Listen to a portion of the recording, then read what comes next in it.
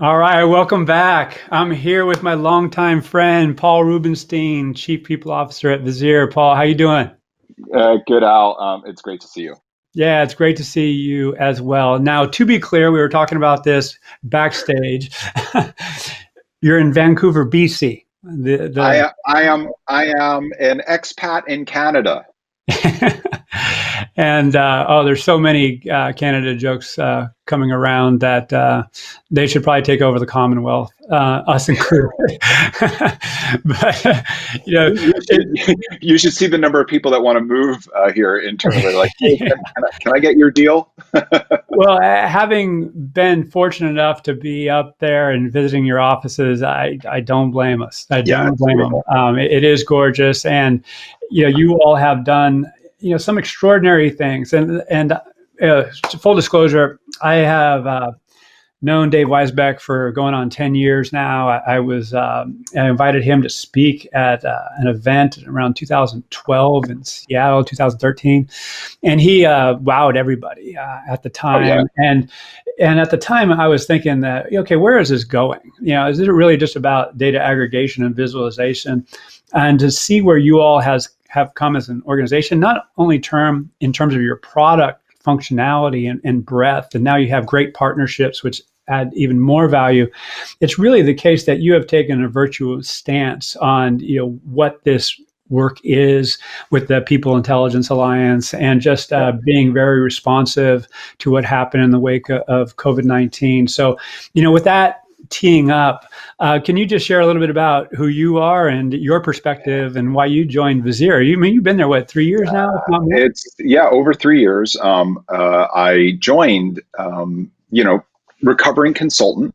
I'd done all the kind of HR transformation work, and Visier was the first technology I saw that wasn't about HR. It was about the business. It was the Mm-hmm. first technology I saw that raised the floor of strategic insight that HR could give. It changed the service delivery model Mm-hmm. of how you might bring insights to the business, and it wasn't about HR data, and it wasn't about a specific HR platform or transactions or any of that. It was about pattern recognition. Yeah. And I looked at this and I was like, oh my God, this levels the playing field. Yeah. This levels the playing field for talent and the implications for diversity and inclusion, the implications. And remind me to tell you that my start with someday, my first project was around D&I a long time ago. And that's actually how I wrote my first business case for HR systems. And so Wow. this is, been core to what we do. And man, like, I'm really proud of the company. I'm more proud of what our customers have done with the software to actually drive change in workforce diversity. I'm proud of the publishing that people like Lexi do around Mm-hmm. the glass ceiling report and the insights that we're able to do. The Yeah. work that I see Wes doing out there with customers on diversity, Yeah. Wes Wu doing customers. I mean, it's just been great.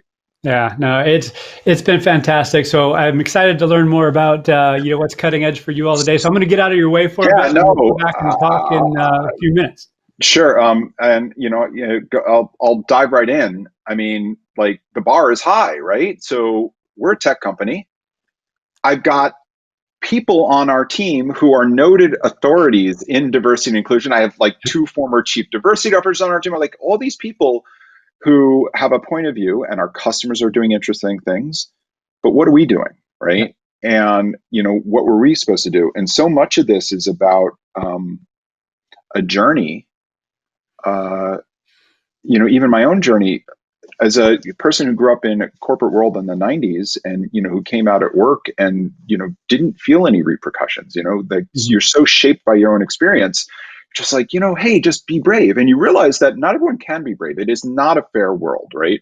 Mhm. um, I will tell you, as I looked around and our own discussions, I realized I had to come to grips with my own white privilege, right? I was able to speak up against, ignorance around, what it was like to be gay in the workplace because of that privilege. And a lot of people didn't have it. So what is that responsibility? How do we create a modern dialogue?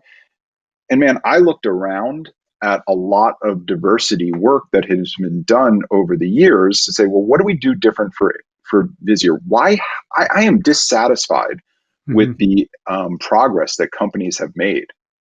I am dissatisfied with the state of impact, with all the thought leadership that has happened.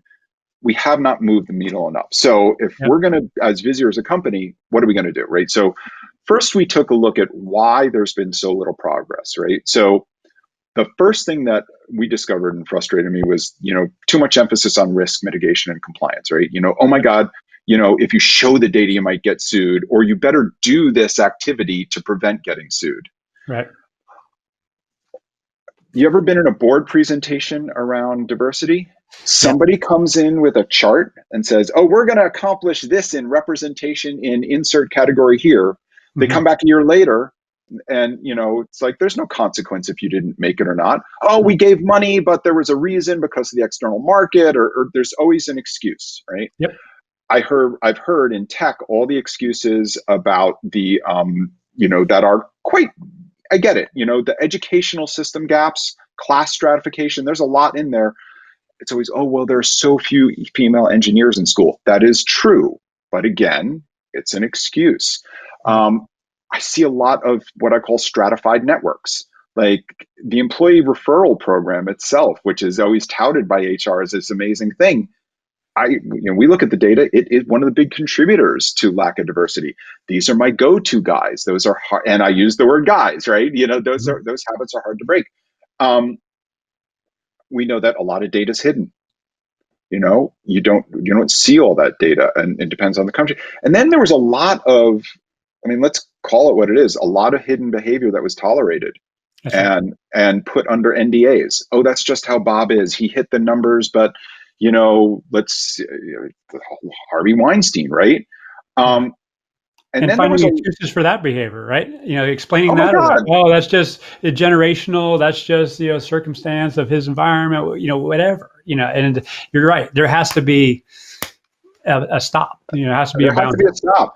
And then there were two other things that I found that really started to I was like, oh, I'm exhausted from this. The language, the expectation gap in language has changed, right? So I'm 50 something. The language around diversity, around gender, around that is new for a lot of people who are in leadership positions. It's like they don't even have the vocabulary, Mm-hmm. right? And they think they've been through a cycle of diversity, awareness in the 90s. It's a different game. Yeah. And then programs that created enemies and this notion that white men can't be allies, right? So how do you sort of get past all this? So we took it on and we're like, well, what are we going to do? And then the second thing is people analytics.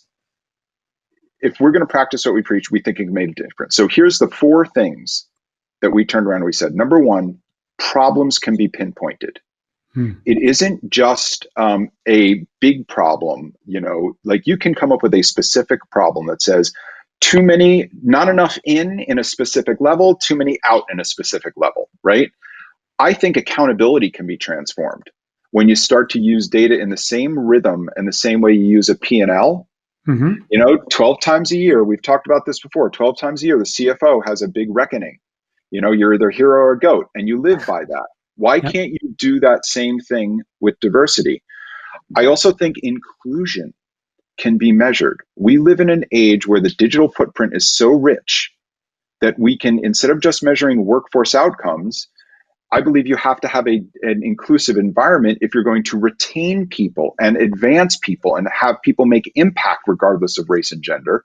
So how do we start to hold a mirror up to inclusion? Yeah. And then I think transparency around this can shape the culture. So we went out and we're like, how do we organize this? What looks good for Visier? So we came up with a framework that brings together three different things. So we call it open mind, open book, open heart, right? And I Mm-hmm. want to take you through what we've assembled here. And this is free. You guys, anyone who wants to use it, we're coming close to publishing a paper that allows it as a guidebook for anyone. Because the question is not just if you have analytics, where does it fit into all the great traditional things that people are done? There are some things that really work in analytics. In diversity, there are some things that need to be improved. So let's talk about it, right? The first thing that we think needs to change is pinpointing of problems. The discipline with getting past what people think is the gap, right, in workforce representation, and really saying, I need the data that tells me, not just at an aggregate level, right?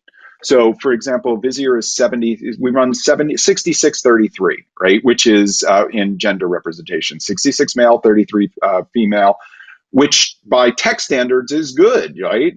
But by our own moral standards is a long way to go. But that's not a number that you can react to. The question is where and why do people fall out, and how do you pinpoint that? Being able to understand if something is behavioral or structural. Is there a set of decisions, a pattern of decision making that has led to an outcome that doesn't look like what you expect? Or is it structural? Is there truly something about the labor market that you can't change through the set of decisions, the individual decisions about hiring, promotion, placement? Yep. Where do you spend time? What are you going, if you're going to intervene, is it going to make an impact? Is it going to be a marginal impact, or is it indeterminate, right? So, like, you can't wake up in the morning and say you're going to change the entire amount of female engineers available to enter your entry level thing in 1 year. So how do you choose what is both impactful, but you can also do things that are, and what are near versus long term? Setting realistic expectations. So that's the first thing, is really, what problem are we trying to solve, and can we be granular and specific about the problem? One of the things, people want to understand, what does good look like, right? And just saying we want a more diverse and inclusive workplace, I don't believe is enough. That is too abstract to be actionable and accountable, right? So how do you set a North Star? Number one, what's the vision? What do your employees expect, right? The validity, the face validity of what you set as the North Star. Do people understand and see that is the problem? Do they accept it? I think the external perspective, what is your customers, your prospects, your suppliers, your partners, your board, what are the gaps? And then what are the right things to do, right? And regardless of, and this is the thing about ROI, and Lexi and I talked about it, I've been on my journey, and she pointed out one of the best things she said was, like, it's no longer about the ROI. We do this because it's the right thing to do. Mm-hmm. And I remember early in my training, a business case is just a justification for a decision you've already decided to make. People force you to do a business, right? You want to invest in tech. The business case is just the justification. It isn't that, there are financial things to do. Don't use that. This is the right thing to do. This is about society. Take a stand, man. Yeah. I think one of the challenges people have had is setting a quota is a dirty word. Okay. Yeah. Yeah. People are problem with that, but I think you can't, unless you set targets and goals, you can't drive meaningful change. So we turned around, and a lot of people don't understand, they have to have good language around targets and goals. For us, targets are the things that reinforce change, right? And you use this where accountability is diffuse, right? It's not a single person often that might be accountable for changing the number of women in management. That's a diffuse element where a lot of people are focused on a target. But sometimes a goal, you look at the choke point. What is the right intervention for the right thing? So a goal, I want ethnic diversity in the number of nominees for promotion this year, right? There was a moment in time where there's a stop point at which you can change, or, it's go, no go. Mm-hmm. And that's what I mean about a goal, right? Or tomorrow we're going to change a program. That's a goal. Tomorrow we're going to start having diversity on our interview panels. Difference between targets and goals. Finally, the rhythm, I think, is important. What I've learned in one of the barriers to all people analytics is often data doesn't get shared because people think it's boring. Oh, you show me the turnover rate each month. It really, I'm not going to show it to people because it isn't changing, right? It's slow data. And what people forget is that when you come to outside of HR, if you're familiar with the HR data or the diversity data, and you show somebody for the first time, oh, we have a problem, but you never showed them what normal looks like, you've created a huge barrier to mobilizing change. But if you show somebody something every month, and then the month it changes, right? It feels different to them. So that's really important. So think about the monthly P&L, right? How do you have a monthly rhythm of reviewing the diversity data? And if it isn't changing, here's the reverse. If I come to you every month, it isn't changing, eventually I'm going to wear you down. The second thing is what I call step on the scale before you open the fridge. So follow me on this. We often respond to the urgent rather than the important at work. We make decisions in the moment based on inertia. But if at the moment, right before you have to, start that hiring process, before you do the bonus, before you do the program nomination, you look at the diversity statistics and they're in front of you, and you have to look at them after you've done the exercise, it changes the behavior. I'm, obsessed with when people see an analytic, does it change their context or do they connect it to a longer arc strategy? You have to put people data in the operational flow of work if you're going to change the outcomes around diversity and inclusion. Yeah, I love it. And that brings me to inclusion, right? So everyone, those of us who have the privilege for working at home, or burden, depending on how you look at it, I miss the office. It's an incredible digital footprint. So how do we use this to start to measure inclusion? We didn't find a good framework out there, so this is what we came up with. Number one, do people understand what their networks look like? So if I were able to scrape a picture for you, Al, of everyone you Slacked with, the frequency of that Slack, everyone you Zoomed with, everyone that was in your Google Calendar, everyone, all those things, and I was able to show you a picture of the diversity of your network, that's huge. The second part is from a network perspective. Who's included, who's not included? Who are the stranded assets in your organization, right? The notion of inclusion, right? Exclusion is very expensive for an organization. The second one is, are we working inclusively? So being able to do perception surveys, participation analysis, we could count all the words spoken on this on a Zoom call and do NLP on the tone, on the text. We can take meeting observations. We can create new things around inclusivity, like a loud or quiet index, or a dominating or inviting score. And then finally, what we would like to get to is being able to do cohort analysis of different teams that are either inclusive and diverse or not. So imagine you had two different sales teams, and they had two different behaviors. How does that, how do we show that the business results around that? So we think that inclusion can be measured in the digital age, and we're starting with ONA. Finally, this is about transparency, right? And again, instead of the lawyers trying to tell you to hide the data to prevent getting sued, let's put the data out there so that it drives change. So everyone has to understand their place. Number one, leaders modeling accountability, managers and hiring, like who was it, Thomas, talking about frontline managers? We're doubling down on that too. The moment of hiring and promotion that happens far from the top of the house, I think can have an outsized impact on the long-term outcomes. And then every employee has a responsibility to set the tone and to stand up for what's right, or stand up as an ally of what's right. If you see something, say something, sounds trite, but I think it's the courage that drives change. May I pause you right there? Because what jumps out for me in that, and I certainly celebrate it, and you and I have known each other for long enough to know our value systems and how we show up in the world. So our definition of right is likely very, very aligned.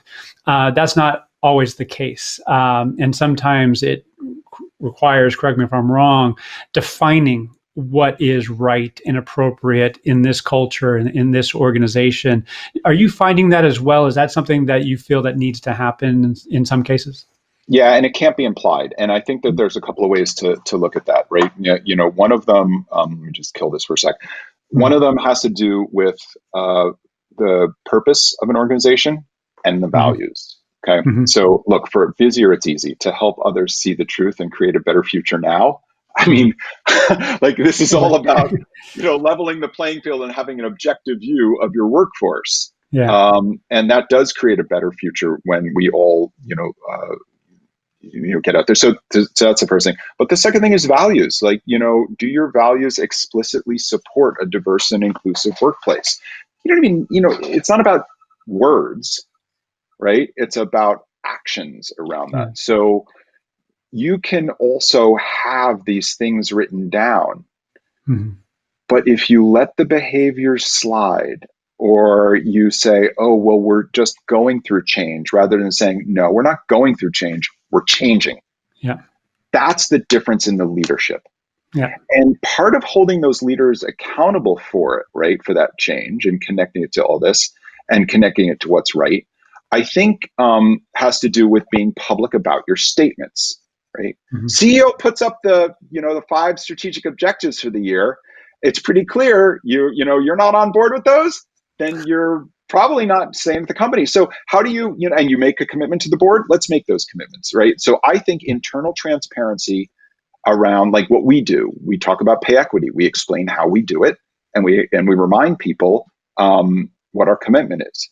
Being able to not just, once in a while talk about diversity, but make it an ongoing discussion with progress, and not being afraid to say, we didn't make as much progress as we needed to, we need help, to your whole organization.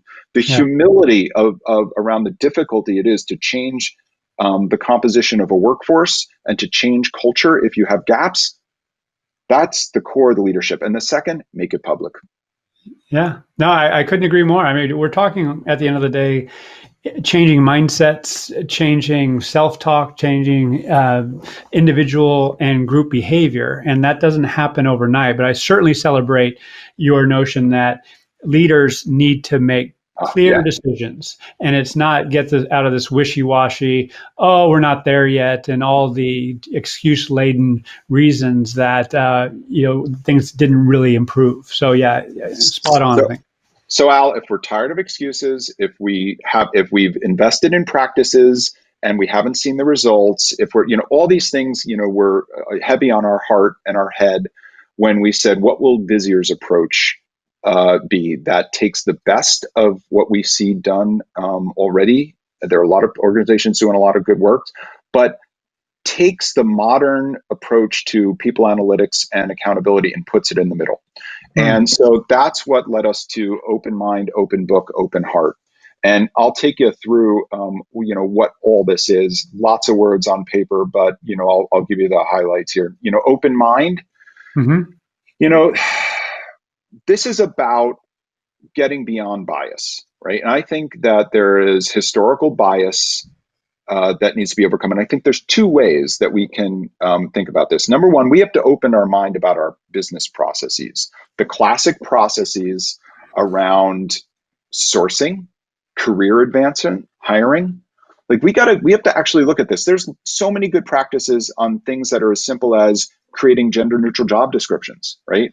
And we have, does your website do the right things? Do you have practices in recruiters that change the way they do searches, right? There are tactical things, and we call them full accessibility sourcing, right? So make sure that everyone has access to opportunity. The second one is conscious advancement. And I use the word conscious purposely because often things happen based on inertia or the career path that you took, you think is what should be perfect for the person that you yourself are developing. But let me tell you, the world changed since you were a junior manager trying to be a director or whatever it is. So, A little bit. don't put your experience or your values on someone else. And the final one is conscious hiring. There's so much work around, bias in hiring, and, I'm not even going to go into it. There are a lot of good practices there. We've collected 16 that we think are important, everything from diverse interview panels to, properly documenting feedback to expectations to candidates. Good stuff there. The second one, so processes part, we think personal development. And this is the personal development is where I've seen the most effort and the most offerings out there in the, community over time. I picked two for us at Visier, right? Number one, unconscious bias testing and training. Just like, and I used to run that assessment business. I think holding a mirror up to oneself is a powerful, powerful moment. So how do we understand ourselves? And then the second is what we're calling the value of diversity and inclusion training. I don't even like that word, but for our frontline managers and all of our peoples, and yes, I will make access to this deck available. This is not everyone. Don't assume everyone grew up in a house like you or in a neighborhood like you where it was multicultural, right? I take a lot of my upbringing for granted, but not everyone not everyone really knows how to operate in a multicultural environment. Raise the floor. A lot of people, it's their first job. Raise the floor of understanding about how to communicate and how to lead. That's the open mind processes and open mind personal development. Open mind open book, right? That's about people analytics. And there's two parts. Number one, analytics standards, making sure that you have a holistic view of D and I data. Okay. So are you really defining diversity the right way? Are you collecting the information in an effective way? Are you measuring inclusion? And are you using surveys for a balanced view of the issues in progress, right? Because you can show what the data says if you're making change, but if there's what is the validity of it to the face validity of it, right? So you may be making change, like big discovery for us. We've been doing this amazing practice in pay equity. Not everyone at the company understood it, right? So how do you close that loop? The second thing is what we talked about earlier, understanding root cause and pinpointing what you can change, right? So an analytics standard that everyone can see about measurement and analysis that is at the center of what so many people analytics organizations do. And the second one is accountability standards. Again, the rhythm, right? Routine rhythm. Just like other business metrics, what do you do monthly at your top level group, at your divisional leadership? And when do you have ad hoc moments, those step on the scale before you open the fridge moments? Internal transparency and external transparency. So this is a rhythm, just like you would do any other business metric to drive change and hold people accountable for, and being transparent if they aren't meeting their goals. And then finally, this is the part that, as much as I love people analytics, I probably have the most passion from in my role now as chief people officer, spending most of the time with. And that's open heart leadership. That's making sure leaders are both leading and listening, right? And that that the point of view of leaders is embedded in a company's purpose, values, and expectations, right? Being explicit around what you will and will not tolerate and and how people need to behave is important. I think ambassadors are huge, right? Especially if you don't have a chief, I guess we don't have a designated chief diversity officer, and as chief people officer, I cannot do this alone. So I am blessed to have an amazing group of advisors who would be, or just as qualified to advise external companies. So I get a lot of advice, but I'm lucky. But the other part is community, right? So I believe, how do you create rituals in your organization that exist beyond individual leaders? So how do you have a dialogue and ritual and celebration of diversity? How do you go beyond the four walls of your company to share with others what you're doing? And then support for those who need more, sharing the stories of people who, sharing the stories of diversity so you can connect people in the firm and collapse the distance between different groups of people. People who need extra, having the right employee resource groups. I think those are, so, classic programs that are brought together. But I really do believe that it takes all three together working in concert. This open heart, open mind, open book, open heart, all three together. I still trip over it. I was practicing in my head. It's all three together. Well, you can't just do one thing about diversity and inclusion. Paul, unsurprisingly, I am taken aback by the level of depth that you have applied to this problem, because you're absolutely right. You and I have talked about this before, I recall. It takes a systematic approach with process, people change, data. And so that's what I see you doing. And thank you for being open to sharing the slides, because I know many will be interested. And I also am going to commit to this, if you will do this with me. I have literally a dozen questions that I would like to ask you. So if you'll do a podcast with me on this specific topic, on open mind, open book, open heart, I got it. Then let's continue the discussion, because it's really important, because I see so many like, oh, we have this training program, oh, we have this dashboard, we have whatever, and it's not hitting the mark. And oftentimes I get criticized, well, that's too much. We just want to, no, we have to think about the system that we're trying to change and take care of those key elements. So that's what I see here. So kudos to you and what your team are doing there. Look, and it took a village. There were a lot of people who helped me. We're really blessed at Visier to have a lot of great advisors. And I learned a lot along the way. I would like to say this was 50%. I would like to say that it was 100% from a place of love, but I will tell you it was 50% love and a passion I have for the subject, and 50% frustration that we aren't making enough progress. And, a 1-year initiative with, that is not enough. The big gesture is not enough. It's hard. Change is hard work, and you need a leadership and a methodology that outlasts the resistance to change. 100% agreed. And it's going to take work. So, and you're doing the work. So again, thank you, Paul, so much. Thank you to the Visier team, and we'll follow up soon. Yeah. Take care. Be good. All right. You too. Bye.